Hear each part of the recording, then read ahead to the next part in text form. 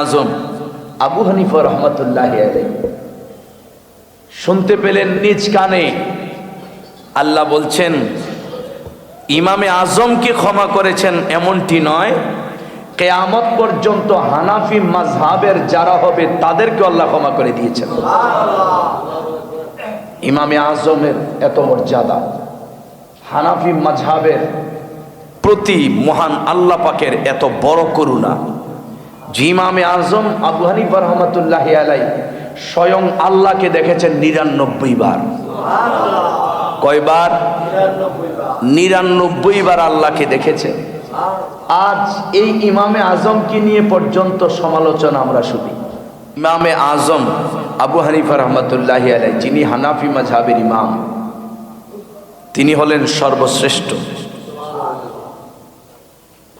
৪টি মাযহাব হানাফি, শাফি, মালিকি, হাম্বলি, এই ৪ মাযহাবের যে কোনো একটি মাযহাবকে অনুসরণ করা ওয়াজিব। যে কোনো একটি মাযহাবকে অনুসরণ করতে হবে। এখন আমরা দেখি অনেকে লা মাযহাবি, অনেকে গায়রে মুকাল্লিদ, মাযহাব মানে না। মনে রাখবেন, মাযহাব না মানলে পৃথিবীর কেউ ইসলামের পথে চলতে পারবে না মাযহাব ছাড়া। ইমামে আজম আবু হানিফা রহমতুল্লাহি আলাইহি সকল ইমামের চেয়ে শ্রেষ্ঠ কেন? আরো 3 মাযহাবের চেয়ে এই মাযহাবের ইমাম কেন শ্রেষ্ঠ? কারণ তিনি হচ্ছেন তাবিঈ, অন্য 3 জন তাবিঈ নয়। তাবিঈ কাকে বলে? যিনি ইমানের চোখে সাহাবে কেরামকে দেখেছেন এবং ওই ইমানের উপর ইন্তেকাল করেছেন, তিনি হচ্ছেন সাহাবী, তিনি হচ্ছেন তাবিঈ। সাহাবীদের পরেই ওনাদের অবস্থান। জোরে কোন মারহাবা। ইমামে আজম আবু হানিফা রহমতুল্লাহি আলাইহি অনেক সাহাবীর সাক্ষাৎ পেয়েছেন। যে সকল কিছু সাহাবে কেরামের সাক্ষাৎ পেয়েছেন তার মধ্যে একজন হলো হযরত ওয়াসিলা ইবনে আসকা রাদিয়াল্লাহু তাআলা আনহুমা। ওনার থেকে ইমামে আজম একটা হাদিস শরীফ বর্ণনা করেছেন। হাদিস শরীফটি হলো, ইমামে আজম বলেন হযরত ওয়াসিলা রাদিয়াল্লাহু তাআলা আনহুকে আমি বলতে শুনেছি, তিনি বলেছেন রাসূল পাকের কাছে তিনি শুনেছেন আল্লাহর পেয়ারা হাবিব সাল্লাল্লাহু আলাইহি সাল্লাম বলেছেন, তোমার আপন ভাইয়ের বিপদে তুমি আনন্দ করো না। কেন?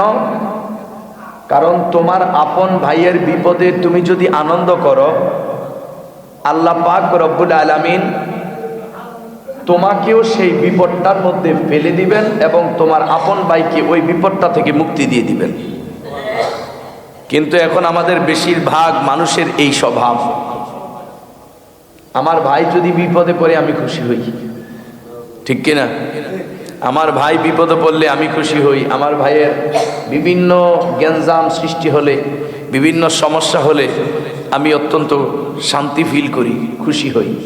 কিন্তু আল্লাহ রাসূল সাল্লাল্লাহু আলাইহি সাল্লাম বলেছেন, তোমার আপন ভাইয়ের বিপদে তুমি যদি খুশি হও, তবে ওই বিপদটা আল্লাহ তোমার উপর আরোপিত করে দিবেন এবং তোমার ভাইয়ের উপর থেকে ওই বিপদটা আল্লাহ তুলে নেবেন। এই হাদিস শরীফটা যেই সাহাবী বর্ণনা করেছেন, ওই সাহাবীর মুখেই ইমামে আজম নিজ কানে এই হাদিসটা শুনেছেন। এজন্য ইমামে আজম আবু হানিফা রহমতুল্লাহি আলাইহি তিনি একজন তাবিঈ। কিন্তু অন্য যে মালিকি মাযহাব, হাম্বলি মাযহাব, শাফিঈ মাযহাব, এই 3 মাযহাবের কেউ তাবিঈ নয়। একমাত্র ইমামে আজম আবু হানিফা রহমতুল্লাহি আলাইহি তাবিঈ। তিনি কেমন তাকওয়াবান ছিলেন, কেমন মুত্তাকি ছিলেন।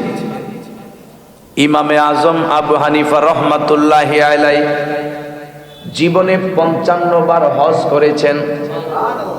হজ করেছেন কয়বার? 55 বার হজ করেছেন। অবশেষে 55 বারের সময় যখন হজ করলেন, মনে বড় আগ্রহ, আমি যদি কাবা ঘরের ভিতরে ঢুকে, আল্লাহ পাকের ঘরের ভিতরে ঢুকে 2টা রাকাত নামাজ পড়তে পারতাম, হৃদয়টা শীতল হতো। ইমামে আজমের আগ্রহ দেখে কাবাগরের চাবি যার কাছে, উনি ওই তালাটা খুলে দিয়ে বলতেছেন, আপনি বড় মুত্তাকি, আপনি জামানার মহান ইমাম, আপনি ঢুকেন, আপনাকে অনুমতি দেওয়া হলো। কাবাগরের ভিতরে ঢুকে আপনি 2 রাকাত নামাজ পড়েন। আপনারে খুশি করলে আমার বিশ্বাস আমার উপর আমার আল্লাহ খুশি হয়ে যাবে।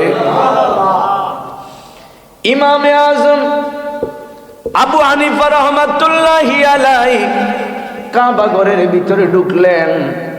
সেখানে ঢুকে আল্লাহু আকবার বলে নিয়ত বানলেন, সানা পড়লেন, আউযু বিল্লাহ পড়লেন, বিসমিল্লাহ পড়লেন, সূরা ফাতিহা পড়লেন।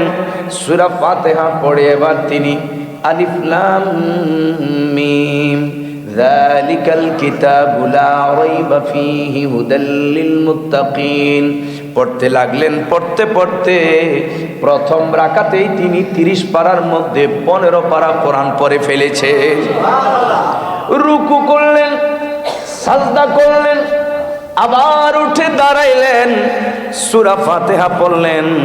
সূরা ফাতিহার পরে ইমামে আজম আবু হানিফা রাহমাতুল্লাহি আলাইহি প্রথম রাকাতে যে 15 পারা পড়েছেন, দ্বিতীয় রাকাতে বাকি 15 পারা কোরআনুল কারীম তেলাওয়াত সম্পন্ন করে রুকু সাজদা দিয়ে যখন সালাম ফিরালেন, তিনি শুনতেছেন কাবা ঘরের এক কোণ থেকে আওয়াজ আসতেছে, এরে ইমামে আজম, আমি রব্বুল আলামিন তোমার উপর খুশি হয়েছি।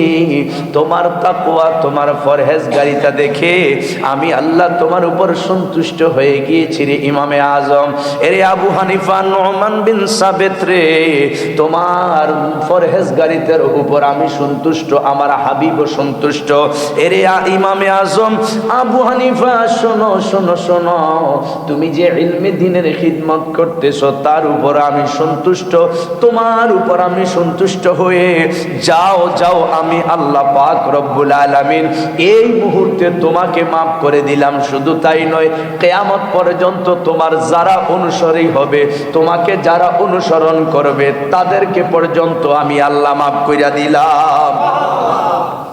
ইমামে আজম আবু হানিফা রাহমাতুল্লাহি আলাইহি শুনতে পেলেন নিজ কানে। আল্লাহ বলছেন, ইমামে আজমকে ক্ষমা করেছেন এমনটি নয়, কিয়ামত পর্যন্ত হানাফি মাযহাবের যারা হবে তাদেরকে আল্লাহ ক্ষমা করে দিয়েছেন।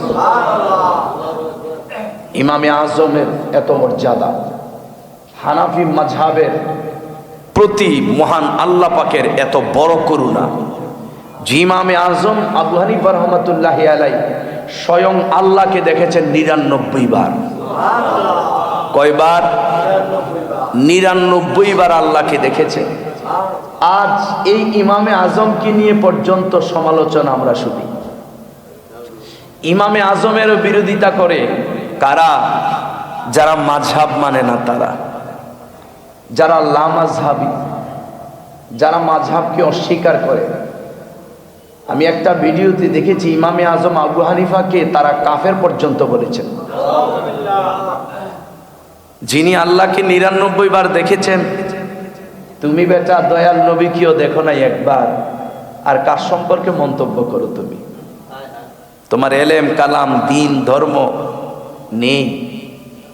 যদি থাকতো তবে ইমামে আজম সম্পর্কে সমালোচনা করার আগে নিঃসন্দেহে তুমি 10 বার চিন্তা করতা যে তিনি কি আর আমি কি। ঠিক কিনা বলেন?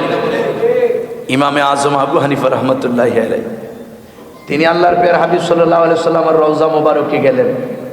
রওজা মোবারকে গিয়ে তিনি সালাম জানাচ্ছেন, আসসালাতু ওয়াসসালামু আলাইকা ইয়া সাইয়্যিদাল মুরসালিন, হে নবীগণের সরদার, আপনার উপর দুরুদ ও সালাম বর্ষিত হোক।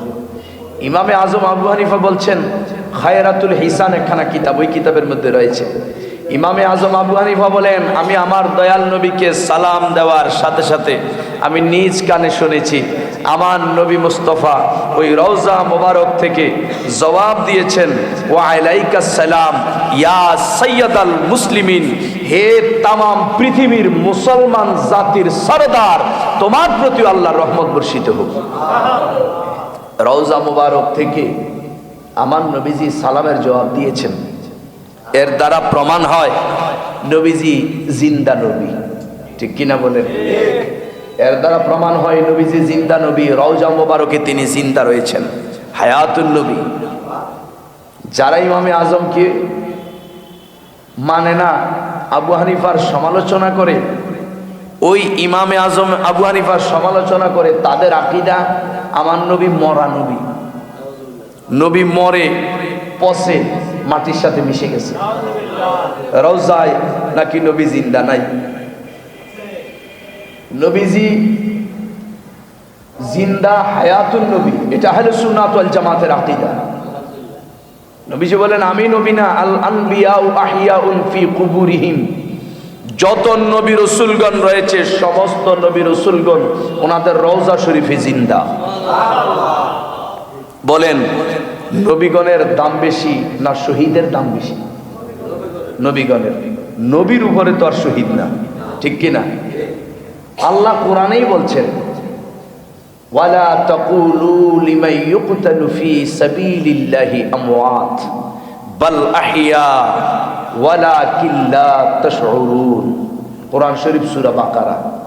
আল্লাহ বলেন ওয়ালা তাকুলু, তোমরা বলিও না, লিমান ইউকতালু ফি সাবিলিল্লাহি আমওয়াত, আমি আল্লাহর রাস্তায় যারা শহীদ হয়, কতল হয়, আমি আল্লাহর রাস্তায় যারা কতল হয় তাদেরকে মৃত বলিও না।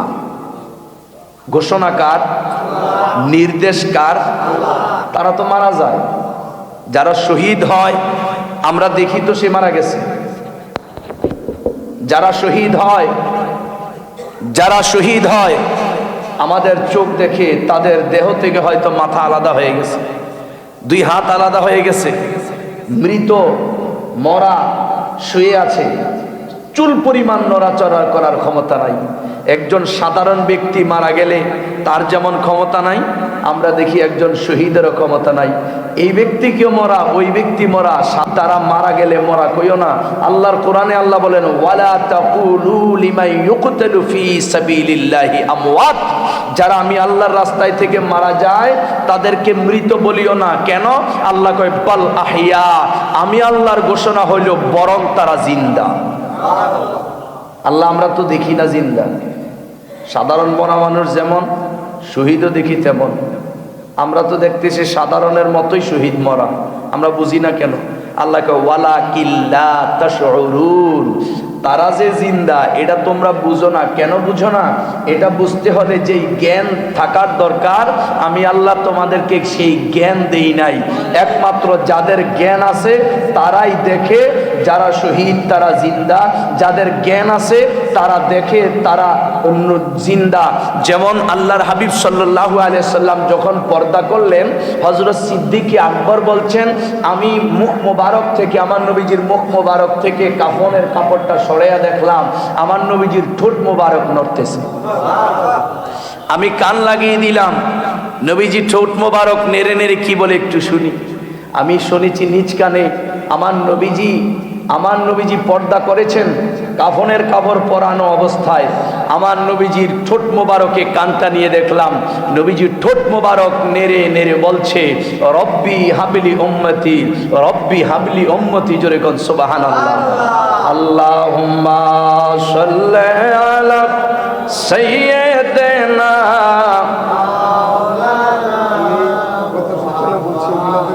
ওয়া আলা আলিহি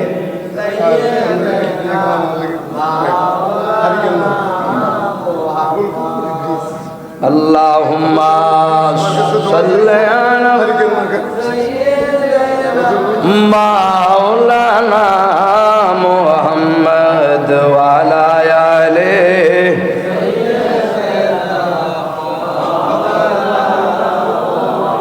আদম যখন মাটি পানি নূর নবী খোদার রাসূল, যার উপরে পড়েন দুরূদ আল্লাহ ও ফেরেশতা কুল। আল্লাহুম্মা সাল্লি আলা সাইয়্যিদিনা মাওলানা ওয়া আলা আলিহি সাইয়্যিদিনা মাওলানা আল্লাহ তাআলা কোরআনে বলছেন সূরা বাকারাতে, যারা শহীদ, যারা আল্লাহর রাস্তায় থেকে আলমে বরজখে যায়, মাজার শরীফে শোয়, কবরে শোয়, যারা শহীদ হয় তারা কি জিন্দা না মরা? ঘোষণাকার এই বিশ্বাস যাদের থাকবে না তাদের কি ঈমান আছে? কারণ এটা কোরআনের সুস্পষ্ট আয়াত, কোরআনের আয়াত, তো এটা অস্বীকার করলে কাফের।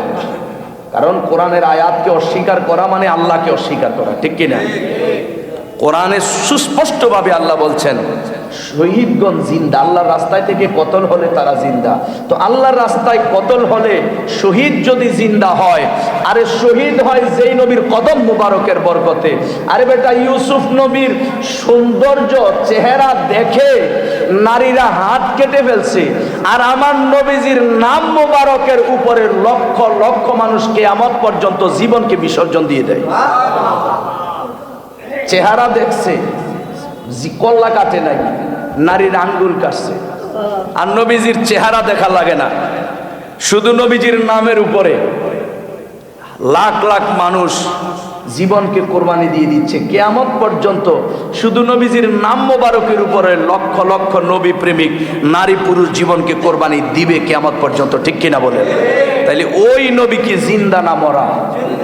নিঃসন্দেহে জিন্দা, হায়াতুন নবী, জিন্দা নবী। এটা আহলে সুন্নাত ওয়াল জামাতের আকীদা। আজ কিছু পথভ্রষ্ট, যাদের ইমানে পচা দুর্গন্ধ, যাদের ইমান নষ্ট হয়ে গেছে, তারা আমাদেরকে ওয়াজ শোনাতে চায় নবীজি মরে পচে মাটির সাথে মিশে গেছে। জোরে বলেন নাউজুবিল্লাহ। ইমামে আজম আবু হানিফা রাহমাতুল্লাহি আলাইহি তিনি বলেন, আমি ইলমে দ্বীন শিখলাম, ইলমে দ্বীন শিখে আমি ভাবলাম একটু নির্জনতা অবলম্বন করা প্রয়োজন। কেন? কারণ নির্জনতা অবলম্বনের মাধ্যমে কাশফ খোলে। নির্জনতা অবলম্বন করলে কলব জিন্দা হয়, কলব তাজা হয়, কলবে নূর পয়দা হয়। আমরা তো বেশি বেশি কথা বলি, অযথাও কথা বলি, কিন্তু আমার নবীজি বলেছেন কেউ যদি কলবে ইলমে মারিফত অর্জন করতে চায় সেজন্য চুপ থাকে বেশি, চুপ থাকে বেশি। কথা কম বলা উত্তম, কথা কম বলা এটা অনেক ফজিলত। তো ইমামে আজম চিন্তা করলেন ইলমে দ্বীন শিখলাম, মুফতি মুহাদ্দিস মুফাসসির সকল কিছু হলাম, এখন একটু নির্জনতা অবলম্বন করি। তিনি নির্জনতা অবলম্বন যখনই শুরু করবেন তখনই তিনি দেখেন আল্লাহর প্যার হাবিব সাল্লাল্লাহু আলাইহি সাল্লাম ওনারে দিদার দিয়ে দিছে। কোন সুবহানাল্লাহ। আল্লাহর হাবিব ইমামে আজমকে বলে, রে আবু হানিফা, তোমাকে নির্জনতা অবলম্বনের জন্য সৃষ্টি করা হয় নাই, তোমাকে সৃষ্টি করা হয়েছে আমি নবীজির হাদিসের আল্লাহর কোরআনের খিদমত করার জন্য। ইমামে আজম নির্জনতা অবলম্বন না করে তুমি ইলমে দ্বীনের খিদমত করতে থাকো। ইমামে আজম আমার নবীজির আদেশ পেয়ে দেখেন কেমন খেদমত করেছেন, ইলমে দ্বীনের কেমন খেদমত করেছেন। মিসআর ইবনে কিদাম রাহমাতুল্লাহি আলাইহি তিনি বলেন, আমি ওনার বাড়ির পাশে মসজিদে, আগে তো মসজিদে কিংবা খানেকা শরীফ একটা রুম থাকতো, সেখানে সকলকে লেখাপড়া করানো হতো। এখন যেভাবে মাদ্রাসা এভাবে ছিল না, তখন এইভাবে ইলমে দ্বীন শিক্ষা দিত একজন উস্তাদ। তো ইমামে আজম ইলমে দ্বীন শিক্ষা দেওয়ার জন্য মসজিদে বসছেন, ছাত্ররা অবস্থান করতেছে। হযরত মিসআর ইবনে কিদাম রাদিয়াল্লাহু তাআলা তিনি বলেন, আমিও সেই ওনার মাজলিসে ছাত্র হিসেবে বসলাম। আমি দেখলাম তিনি ফজরের নামাজ পড়িয়ে আমাদেরকে ইলমে দ্বীন শেখানো শুরু করলেন। জোহরের সময় হয়ে গেল, জোহরের নামাজ পড়লেন, আবার ইলমে দ্বীন শেখানো শুরু করলেন। আসরের টাইম হলো, মাঝখানে বিরতি দিয়ে একটু খেলেন, আবার আসরের নামাজ পড়লেন, আসরের নামাজ পড়ে আবার ইলমে দ্বীন শিখালেন, মাগরিব পড়ালেন, আবার ইলমে দ্বীন শিখাচ্ছেন এখানেই বসে। এশার নামাজের সময় হলো, এশার নামাজ পড়ালেন, আবার এশার নামাজ শেষে সবাই যখন চলে গেলেন তিনি বাড়িতে গেলেন। বাড়িতে গিয়ে ওনার পোশাক পাল্টে খুশবু আতর লাগিয়ে দেখলাম তিনি মসজিদের এক কোণে এসে দাঁড়িয়ে দাঁড়িয়ে নামাজ পড়া শুরু করে দিছে। দেখেন ফজর পর্যন্ত, এশা পর্যন্ত, ফজর থেকে এশা পর্যন্ত এলমে দ্বীন শিখিয়েছেন। এশার নামাজ শেষে, খাবার শেষে তিনি নামাজ পড়ছেন। তিনি বলেন, হযরত মিসআর বলেন, আমি দেখলাম ইমামে আজম নামাজ পড়া এমনভাবে শুরু করেছেন, নামাজ পড়তে পড়তে ফজরের টাইম হয়ে গেছে। ফজরের নামাজ পড়ালেন।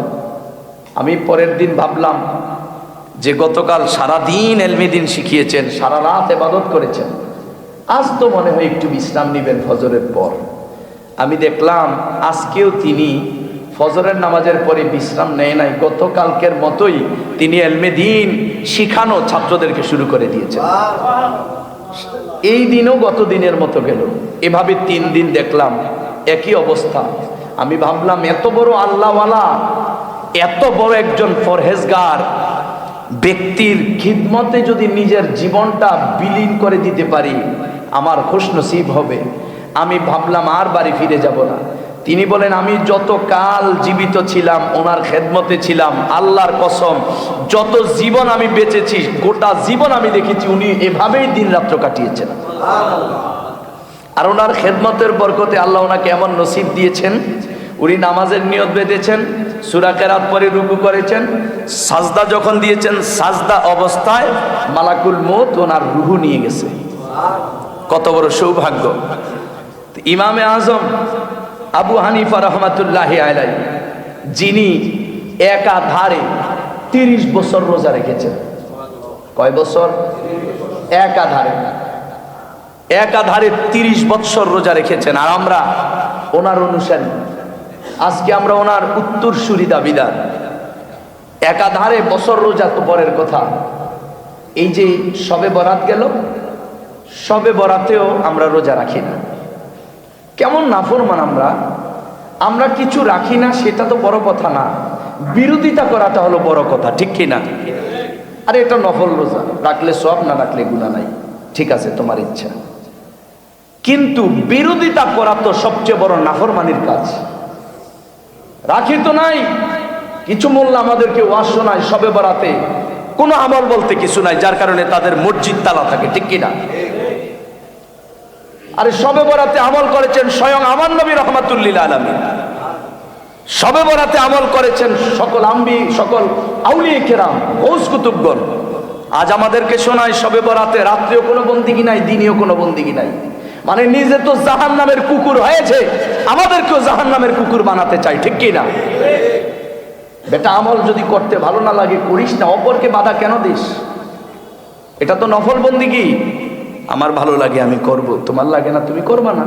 আমরা বলছি না এটা ফরজ, আমরা বলছি না এটা ওয়াজিব, এটা রাখলে সওয়াব আছে। আরে এই শবে বরাত কেন? যে কোনো দিন রোজা রাখলে সওয়াব আসেনি ভাই, বলেন? যে কোনো দিন রোজা রাখলে সওয়াব নাই? নিঃসন্দেহে সওয়াব। তাহলে এটা একটা বিশেষ দিন, এদিনে তো পাগলের বিবেকও বলবে বিশেষ দিনে রোজার সওয়াব অবশ্যই আরেকটু বেশি। তো তুমি আমাদেরকে কি শোনাতে চাচ্ছ?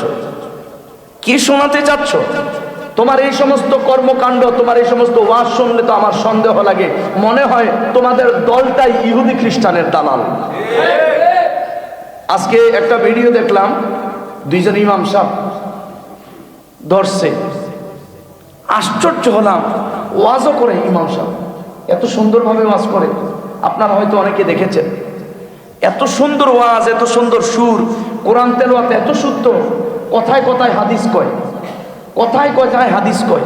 তো কথায় কথায় যে কয়, 5 ওয়াক্ত নামাজ পড়াচ্ছে, প্রায় 15 নাকি 20 বছর ধরে নামাজ পড়াচ্ছে। এই 15-20 বছর পরে আইসা ধরা খাইল এই 2 জন খ্রিস্টান। জোরে বলেন না নাউজুবিল্লাহ। ভাবতে পারেন ইসলাম নিয়ে কত বড় ষড়যন্ত্র চলছে? আপনি কল্পনা করতে পারেন মুসলমানদেরকে দলাদলিতে বিভক্ত করার জন্য, মুসলমানদের ঐক্য নষ্ট করার জন্য সেই ইহুদি খ্রিস্টান সম্প্রদায় কত ভয়ানকভাবে কাজ করতেছে। মসজিদের ইমাম বানিয়ে ছেড়ে দিয়েছে আমাদের মধ্যে। আরে ইমাম যদি খ্রিস্টান হয়, কারো নামাজ কবুল হবে? ইমামের পিছনে কারো নামাজ কবুল হবে?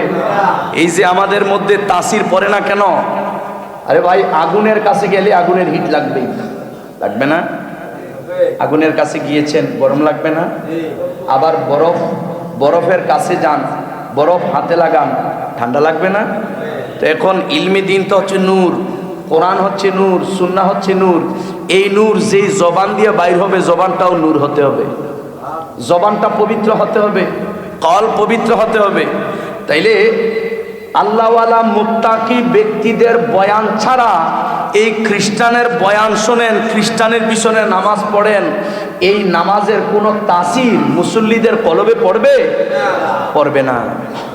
ইহুদি খ্রিস্টান ধরা খাইল, এই দুইজন খ্রিস্টান, তারা ভিতরে ভিতরে কৌশলে খ্রিস্টানদেরকে প্রমোট করার জন্য, খ্রিস্টান ধর্মকে প্রমোট করার জন্য যত কৌশল অবলম্বনের প্রয়োজন কৌশল অবলম্বন করছে, মানুষদেরকে কৌশলে বুঝাচ্ছে যে না, ইসলামের চেয়ে খ্রিস্টান ধর্ম শ্রেষ্ঠ। বলেন নাউজুবিল্লাহ।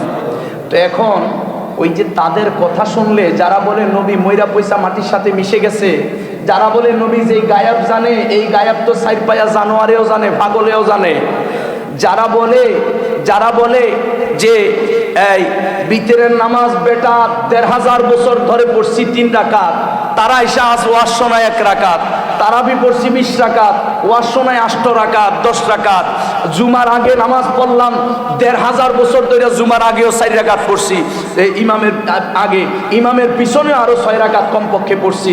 এখন ওয়াজ শোনায় যে জুমার আগেও নামাজ নাই, পরেও নামাজ নাই, মুনাজাতটা পর্যন্ত নাই। আরে বেটা, মুনাজাত কোনো বাবার কাছে ধরি না আমরা, মুনাজাত ধরে ভিক্ষা চাই কার কাছে? বলেন না কার কাছে?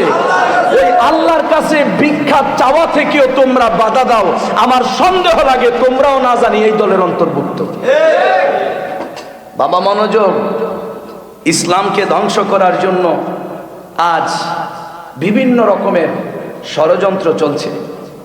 ইমামে আজম আবু হানিফার বিরোধিতা পর্যন্ত তারা করে। এত বড় আল্লাহওয়ালা, এত বড় আল্লাহওয়ালা, যিনি কাবাগরের ভিতরে ঢুকে 2 রাকাত নামাজ পড়েছেন, 2 রাকাতের মধ্যে 30 পারা কোরআন খতম করে ফেলেছেন। আর আমরা 30 দিনে সহ্য হয় না, ঠিক নেই? 30 দিন আমরা যে তারাবি পড়ি, 2 রাকাত না তো 20 রাকাতের মধ্যেই 30 দিনে 30 পারা, এটা পর্যন্ত আমাদের ধৈর্য কুলায় না। কথা সত্য না? এটা ধৈর্য কুলায় না। ভেবে দেখেন, 30 দিনে 20 রাকাত প্রতিদিন আদায় করি, আমাদের ধৈর্য কুলায় না। তিনি কত উচ্চ পর্যায়ের ইমাম ছিলেন, তিনি কেমন ধৈর্যশীল ছিলেন, কেমন আল্লাহওয়ালা ছিলেন। এক দাঁড়িয়ে 1 রাকাতেই 15 পারা শেষ করে ফেলেছেন। কেমন আল্লাহওয়ালা! এটা তো কাবাগরের ভিতরে। এছাড়া তিনি অনেক সময় নামাজ পড়তেন যে প্রথম রাকাতে 30 পারা কোরআন খতম করে ফেলতেন, প্রথম রাকাতে। ওনার ব্যাপারে কথা বলতে গেলে বুক কাঁপা উচিত। ওনার ব্যাপারে কথা বলতে গেলে, বিরূপ মন্তব্য করতে গেলে 100 বার নয়, 1000 লক্ষ বার ভাবা উচিত। কার সম্পর্কে কথা বলো? তুমি কার সম্পর্কে কথা বলো? তোমার জ্ঞান আছে? ইমামে আজম আবু হানিফা রহমাতুল্লাহি আলাইহি, যিনি এশার নামাজ পড়ে, তিনি তো নফল ইবাদত করতেন, নফল নামাজ পড়তেন। তো এক ব্যক্তি, উনি কয়েকদিন এটা করার কারণে এক ব্যক্তি বলল, ইমামে আজম রাতে ঘুমান না, ইমামে আজম সারা রাত এশার নামাজ যে পড়েন, এই সারা রাত বন্দিগি করেন। তো তিনি ভাবলেন, আল্লাহর বান্দা কথাটা বলেছে, এই কথাটা মিথ্যা কেন হবে? তাই আমার উচিত সারা রাত ইবাদত করা। এভাবে করতে করতে এশার নামাজের ওযু দিয়ে একাধারে 40 বছর তিনি ফজরের নামাজ পড়েছেন। এশার ওযু দিয়ে। ধৈর্য দেখেছেন? ধৈর্য কেমন মুত্তাকি! একাধারে 40 বছর এশার ওযু দিয়ে ফজরের নামাজ পড়া এত সহজ কথা নয়। যিনি রমজানে, আমরা তো রমজানে 30 দিনে করি 1 খতম, ইমামে আজম রমজানের মধ্যে এই 1 মাসে তিনি 62 খতম কোরআন দিতেন। খতমে কোরআন আদায় করতেন কয়বার? 62 বার। 62 বার আদায় করতেন ইমামে আজম। তিনি এমন এক ফরহেজগার, এমন এক আল্লাহওয়ালা। ইমামে আজম আবু হানিফা রহমাতুল্লাহ আলাইহি এক হিন্দুর কাছ থেকে কিছু টাকা পেতেন। এক হিন্দুর কাছে, খয়রাতুল হিসান কিতাবের মধ্যে রয়েছে, এক হিন্দুর কাছে কিছু টাকা পেতেন। তিনি টাকার জন্য রওনা দিয়ে গেলেন। যাওয়ার সময় বাড়ির কাছে যাওয়ার পর হঠাৎ করে ওনার জোতা থেকে একটু কাদা ওই হিন্দুর দেয়ালের মধ্যে পড়ে গেছে, কাদা। ইমামে আজম ভয় পেয়ে গেলেন যে তার হিন্দুর ঘরটা তো মাটির ঘর, আমার জুতা থেকে কাদা ওই মাটির ঘরের দেয়ালের মধ্যে পড়ছে, এখন যদি আমি কাদাটা সরাই নিশ্চিত তার দেয়াল থেকেও তো কিছু মাটি সরে যাবে, ঠিক না? পরহেজগারিতা কাকে বলে দেখেন। কাদা পড়েছে মাটির দেয়ালে, তিনি ভাবলেন আমার কাদাটা যদি সরাই তবে তো এই দেয়াল থেকেও তিল পরিমাণ মাটি হলেও চলে আসবে কাদার সাথে। তিনি ভয়ে কাঁপতে লাগলেন। তিনি দরজায় নক করলেন, হিন্দু লোক দরজা খুললেন। দরজা খোলার পরে হিন্দু লোক তো ভয় পেয়ে গেছে, না জানি আমার টাকার জন্য আসছে। ইমামে আজমও তো টাকার জন্যই এসেছিলেন। তখন হিন্দু লোক বিভিন্ন বাহানা দেখাতে লাগলো যে আমার কাছে এখন টাকা নাই, আপনি অন্যদিন আইসেন, আপনার টাকা আমি অন্যদিন পরিশোধ করব। ইমামে আজম বলে আমি আপনার কাছে টাকার জন্য আসি নাই, আপনি আমাকে যদি ক্ষমা না করেন আমার আল্লাহও আমাকে ক্ষমা করবে না। বলে কি অপরাধ করেছেন আপনি? বলে আমি হাঁটতে গিয়ে জুতার একটু কাদা আপনার দেয়ালে পড়ে গেছে, এই দেয়াল থেকে আমি মাটিটা কেমন করে সরাবো, এই আপনার হক তো নষ্ট হবে, আপনি আমাকে ক্ষমা করুন। আশ্চর্য হয়ে গেলেন এই হিন্দু লোক, দেয়ালে জুতার কাদা পড়েছে, মানুষ মানুষের সম্পদ চুরি করে, সম্পদ আত্মসাৎ করে নিয়ে যায়, মাথায় বাড়ি দিয়ে মানুষকে হত্যা করে তার সম্পদ আত্মসাৎ করে, তিনি কেমন ব্যক্তি? জুতার কাদা মাটিতে লেগেছে, মাটির দেয়ালে, এখান থেকে তিল পরিমাণ মাটি উঠবে বলে আমার কাছে ক্ষমা চায়, চোখের পানি ছেড়ে দিয়েছে, থরথর করে কাঁপতেছে। আয় হায়, তিনি সাধারণ ব্যক্তি না। তিনি বলেন আমার দেয়ালের কাদা সরানোর কথা আপনি পরে বলেন, আমার মনে যে কুফুরির কাদা রয়েছে মেহেরবান করে আপনি আমার মনের কুফুরির কাদা দূর করে এখনই আপনি আমাকে মুসলমান বানাইয়া দেন। দেখছেন তাকওয়া? ইমামে আজমের তাকওয়া দেখে একটা হিন্দু লোক পর্যন্ত তার ধর্ম ত্যাগ করে মুসলমান হয়ে গেছে, এটার নাম তাকওয়া। তিনি হচ্ছেন ইমামে আজম, যে ইমামে আজম আবু হানিফা নিজের উস্তাদের বাড়ির দিকে জীবনে কোনোদিন পা দেয় নাই, জীবনে কোনোদিন পা দেয় নাই। খয়রাতুল হিসান কিতাব খুলে দেখেন, 104 পৃষ্ঠা। ইমামে আজম আবু হানিফা জীবনে কোনোদিন ওনার উস্তাদের বাড়ির দিকে পা দেয় নাই, জীবনে কোনোদিন একা অথবা নির্জনে পা মেলে বসে নাই। আমরা তো পা ছড়াইয়া বসি না, প্রতিটা মানুষই একা হোক ঘরে হোক যেখানেই হোক খারাপ লাগলে পা একটু ছড়াইয়া বসি। ইমামে আজম জীবনে কোনোদিন পা ছড়িয়ে বসেন নাই। ওনার উস্তাদ বলল হুজুর এখন তো কেউ নাই, এখন অন্তত পক্ষে পাটা ছড়াইয়া বসেন, কষ্ট হচ্ছে তো আপনার। তিনি বললেন আমি মানুষকে লজ্জা করে মানুষের সামনে পা ছড়িয়ে বসি নাই, এখন মানুষ নাই আমার আল্লাহ তো আছে, আমার কি উচিত না আমার আল্লাহকে লজ্জা করা? এখন মানুষ নাই সত্য, আমার আল্লাহ কি নাই? তো এখন আমি যে পা ছড়াবো, কার সামনে পা ছড়াবো? আমার আল্লাহর সাথে এটা বেয়াদবি হবে। আদব দেখছেন, তাকওয়া দেখছেন। এমন মুত্তাকি, এমন পরহেজগার ছিলেন ইমামে আজম আবু হানিফা রাহমাতুল্লাহি আলাইহি, যিনি জীবনে কোনোদিন একা কিংবা মানুষের সামনে ঘরে থাকা অবস্থায় মাথা থেকে জীবনে কোনোদিন টুপি খোলেন নাই। ইমামে আজম, ওনাকেই বলা হয়। কার বিরোধিতা করো তোমরা? এই ইমামে আজম নিজের উস্তাদের বাড়ির দিকে পা দেয় নাই জীবনে কোনোদিন। এটা তো কোরআনে নিষেধ নাই, হাদিসেও নিষেধ নাই। এটা কোন দলিলে করেছেন? তিনি বলেন আদব দেখাতে গেলে দলিল লাগে না, ঠিক কিনা বলেন? আদব দেখাতে দলিল লাগে না। আপনার মাকে বাবাকে দেখে আপনি এভাবে দাঁড়িয়েছেন, মোল্লাগিরি কইরো না যে বলে এটা কোন দলিলে আছে, এন দলিলগিরি দেখাইও না। আমি মা বাবার প্রতি আদব দেখাইতে গিয়ে আমি এভাবে দাঁড়াইছি, এখানে দলিল নাই। এভাবে দাঁড়াইলে আল্লাহ রসুল খুশি হতেও পারে, ঠিক কিনা বলেন? সব জায়গায় মোল্লাগিরি চলে না। আদব এক জিনিস, এলেম আরেক জিনিস। শয়তানের এলেমে ভরপুর ছিল কিন্তু আদব ছিল না, ঠিক কিনা বলেন? শয়তানের এলেম অভাব ছিল না, অনেক অগাধ জ্ঞানের অধিকারী ছিল, কিন্তু আদবের অভাব ছিল। আদবে আউলিয়া একটা কথা বলা হয়, আদবে আউলিয়া বেআদবে শয়তান।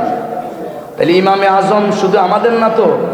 আজকে আমরা মিলাদ পড়লে তোমরা যারা বেদাত বলো ভাই রাগ করেন না, আমি আপনাদেরকে বলি ভাই, এটাকে বেদাত বলেন বা কত কি বলেন। আরে বেটা, আমি আপনাকে বলি ইমামে আজম আবু হানিফা তো আপনারও ইমাম। এখন আপনি মিলাদ করলে বেদাত ফতুয়া দেন, আমি আপনার কাছে জানতে চাই, আপনি বলেন এটা নবীর জমানায় ছিল না, ওই জমানায় ছিল না, অমুক জমানায় ছিল না। আমি বললাম তাহলে ইমামে আজম যে এই কাজটা করেছেন, উস্তাদের বাড়ির দিকে পা দেন নাই, কোরআন হাদিসের কই আছে এই দলিল? নাই দলিল। তো এটা যদি জায়েজ হয়, আমরা নবীর মহব্বতে যদি একটা কিছু করি, এটা কি না জায়েজ হবে ভাই? আর এটা তো শিরক করছি না, আমরা এটা কুফরি করছি না, আমরা নবীকে আল্লাহ বলছি না, আমরা নবীকে আল্লাহর সমকক্ষ বলছি না, আমরা বলছি আল্লাহ স্রষ্টা, নবী সৃষ্টি, ঠিক কিনা? আমার নবী হচ্ছে আল্লাহর প্রিয় বন্ধু। নবীর তাজিম করলে আল্লাহ খুশি, নবীকে ভালোবাসলে আল্লাহ খুশি। নবীকে তাজিম সর্বোচ্চ করার জন্য নির্দেশ দিয়েছেন আমার আল্লাহ, যার কারণে আমরা সর্বোচ্চ তাজিম করি। আর ইমাম শাফি রহমতুল্লাহি আলাইহি জীবনে কোনোদিন মদিনাতুল মুনাওয়ারায় প্রস্রাব পায়খানা করেন নাই। কই কোরআনের দলিল কোথায় আছে, হাদিসের দলিল কোথায় আছে যে মদিনায় প্রস্রাব পায়খানা করা যাবে না? অন্য সাহাবীরা করেন নাই? সাহাবীরা তো প্রস্রাব পায়খানা মদিনায় করেছেন, মদিনায় প্রস্রাব পায়খানা কেন করেন নাই? তিনি বলেন, যেই মদিনার মাটিতে আমার রহমাতুল লিল আলামিন শুয়ে আছে, আমার বিবেক বাধা দেয়, এজন্য প্রস্রাব পায়খানায় ধরলে আমি মদিনার বাইরে দৌড়ে চলে যাই। সুতরাং আদব আর মহব্বতের কাছে দলিল দিতে যাইও না, মোল্লাগিরি কইরো না, ধ্বংস হয়ে যাবা, ঠিক কিনা বলেন?